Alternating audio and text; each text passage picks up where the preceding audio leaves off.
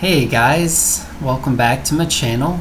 Today's video we're going to be talking about post-traumatic stress, what it is, and what you can do if you're suffering from it.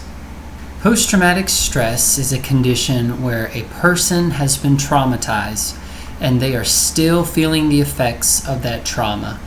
It typically manifests in a myriad of depression and anxiety symptoms.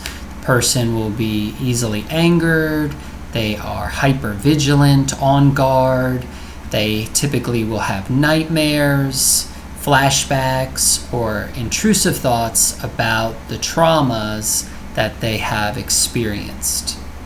Now, it's important to note that with post-traumatic stress, in mental health, we're a little behind the times. So the only time a post-traumatic stress diagnosis is given is when a person was traumatized by something that was life-threatening or incredibly traumatic, where the person just felt like they were going to die or they were just assaulted in such a way.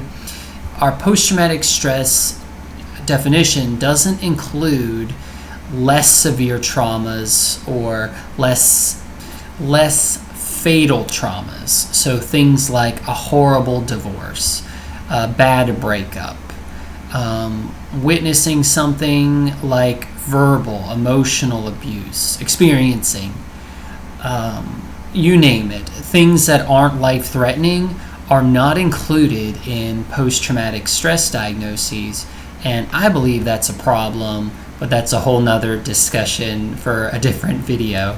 So, how do you know if you have post-traumatic stress disorder? So you've experienced a trauma and you just cannot shake this trauma. You still have symptoms. You think about it frequently.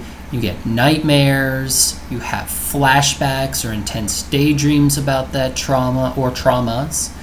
You have vigilance where you're looking over your shoulder.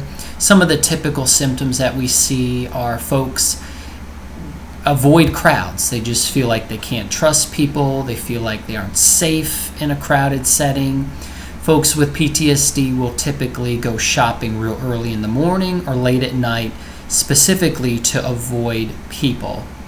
We'll see increased irritability, like a short fuse. Folks with PTSD can feel socially isolated. And we see some reckless behavior, but typically that's in folks who were recently diagnosed with PTSD, and it's kind of like a knee-jerk response. So punishing ourselves for what we've experienced, or self-medicating in a way. So what can we do if we have post-traumatic stress disorder? Well, the first step is going to see a mental health professional and getting that diagnosis. Typically, to make the diagnosis, the mental health professional will give you a measurement called the PCL, which is a tool that we use to ascertain if someone is suffering from post-traumatic stress disorder. And it's got about 20-25 questions on it where you just answer them truthfully.